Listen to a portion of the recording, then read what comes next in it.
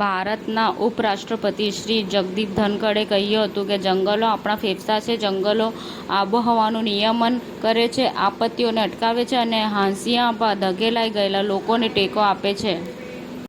પુતિને પહેલગામ આતંકવાદી હુમલાની નિંદા કરવા માટે પીએમ મોદીને ફોન કર્યો, ભારત આવવાનું આમંત્રણ સ્વીકાર્યું. મુખ્ય ન્યાયાધીશ સુશ્રી સુનીતા અગ્રવાલે ગુજરાત હાઈકોર્ટ ખાતે નવનિયુક્ત ન્યાયાધીશશ્રીઓને શપથ લેવડાવ્યા. વડાપ્રધાન બેન્જામિન નેતન્યાહુએ પોતાનો એક વિડીયો પોસ્ટ કરીને કહ્યું કે હુતીના એરપોર્ટ હુમલાના જવાબમાં હુમલા કરવામાં આવશે, ધમાકા કરવામાં આવશે.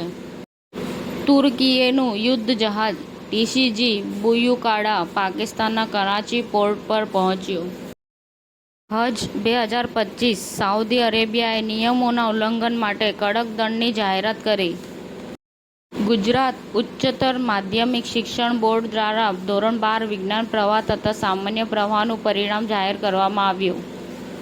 વિશ્વના 5મા સૌથી ધનિક વ્યક્તિ વોરેન બફેટી પોતાની કંપની બર્કશાયર હેથવેના સીઈઓ પદથી નિવૃત્ત થવાની જાહેરાત કરી.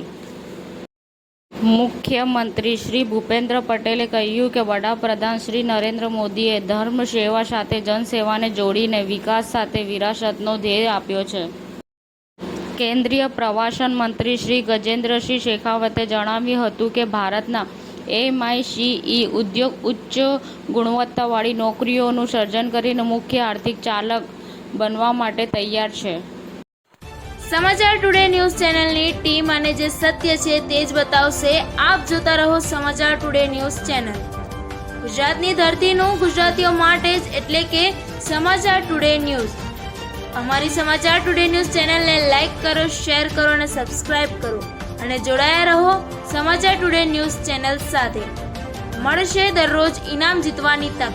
અમારા સભ્ય બનો, જોડાઓ અમારી સાથે.